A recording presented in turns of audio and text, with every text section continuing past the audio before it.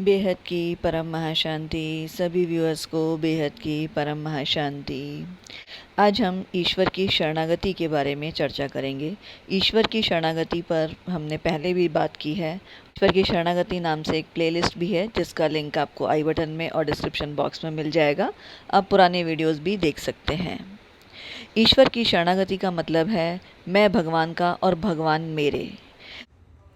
इस भाव के साथ भक्त हमेशा भगवान की करनी को सकारात्मक रूप में ही देखता है, फिर वो लौकिक दृष्टि से अच्छा हो या बुरा, लेकिन भक्त के लिए वो हमेशा सर्वश्रेष्ठ ही होता है। जो भी भगवान ने किया, जिस भी रूप में किया, वह उसे सर्वश्रेष्ठ ही मान लेता है। इसी से संबंधित श्रीमद् भगवद गीता के एक प्रसंग की चर्चा करते हैं। एक समय की बात है, एक महात्मा जी को एक खेत में काम करने वाला एक ब्रजवासी ग्वाला मिल गया। वह भगवान का भक्त था। महात्मा जी ने उससे पूछा, तुम क्या करते हो? उसने कहा, हम तो अपने लाला कन्हैया का काम करते हैं। महात्मा जी ने कहा, हम भगवान के अनन्य भक्त हैं, बताओ तुम क्या हो? उस ग्वाले ने कहा, हम फनन्य भक्त हैं। महात्मा जी ने पूछा, ये फनन्य भक्त क्या होता है? तो ग्वाले ने भी पूछा, अनन्य भक्त क्या होता है?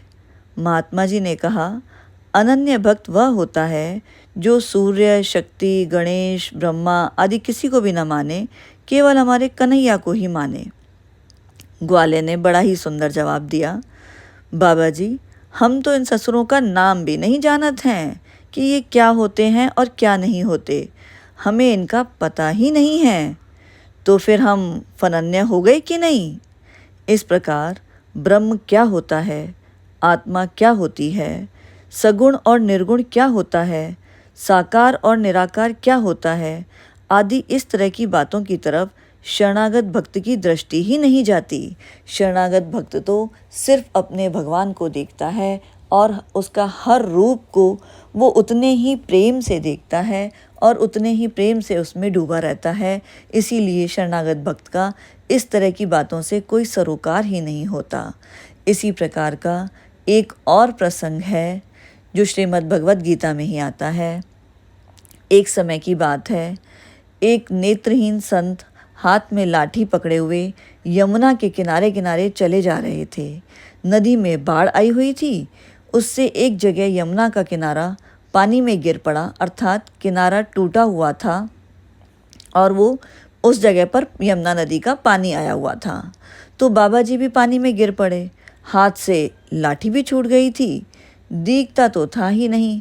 अब तैरें तो किधर तैरें? भगवान की शरणागति की बात याद आते ही प्रयास रहित होकर उन संत ने अपने शरीर को ढीला छोड़ दिया।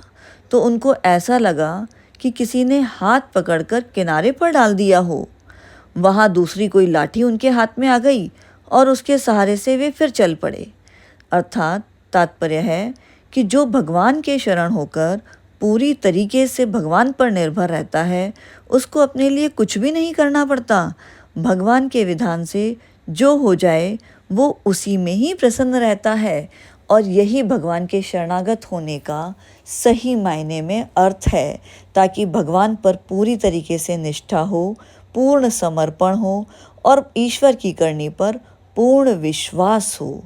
और जब हम पूर्ण विश्वास के साथ इस लौकिक दुनिया में रहते हुए अपने नित्य कर्म करते हैं, तो ईश्वर किस तरीके से हमारे लिए रास्ते बनाता है, किस तरीके से दुविधा में भी सुविधा उत्पन्न करता है, इसको सिर्फ शरणागत भक्त ही समझ सकता है कि किस तरीके से उसे बुराई में भी अच्छाई नज़र आती है। और अगर लौकिक दृष्टि से कुछ नकारात्मक भी उसके जीवन में घटित होता है, तो वो हमेशा यही सोचता है, प्रभु इच्छा, हो सकता है इसमें आने वाले कल के लिए कोई बहुत बड़ी सकारात्मकता छुपी हुई हो, जो ईश्वर ने उसके लिए, विधाता ने उसके लिए रच रखी हो। इसीलिए जिसका पूर्ण समर्पण होता है, वो भक्त कभी भी निराश नहीं होता। कैसी भी परिस्थिति हो, हमेशा प्रसन्न रहता है, आनंदमय जीवन व्यतीत करता है और अपने ईश्वर में, अपने प्रभु में, अपने भगवान में सदैव खोया रहता है और एक आनंदमय जीवन को व्यतीत करता है। जीवन मुक्त जीवन भी इसी को ही कहते हैं। वीडियो अच्छा लगा हो तो वीडियो को लाइक करें, चैनल को सब्सक्राइब करें और शेयर करें। इसी तरह की ज्ञानवर्धक जानकारी के लिए हमारे चैनल पर बने रहें। सभी व्यूअर्स को वीडियो पूरा देखने के लिए बेहद का परम महाधन्यवाद। बेहद की परम महाशांति।